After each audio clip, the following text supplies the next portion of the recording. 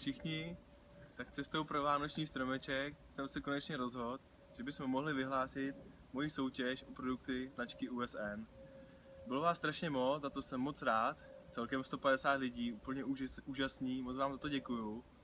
A myslím si, že bychom mohli přistoupit teda k vyhlášení třetího balíčku.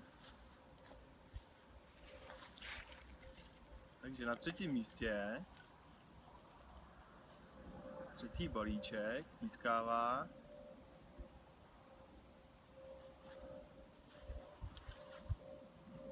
Laura Tkáčová. Jestli to je dobře vidět. Takže moc gratuluju. Vylosujeme si druhý balíček. Chvilka strpení.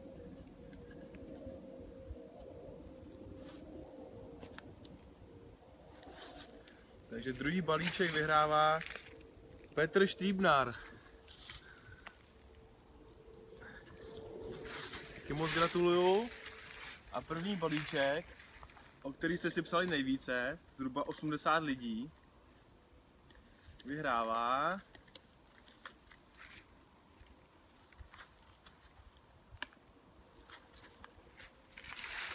Rastio Pivko. Gratuluju.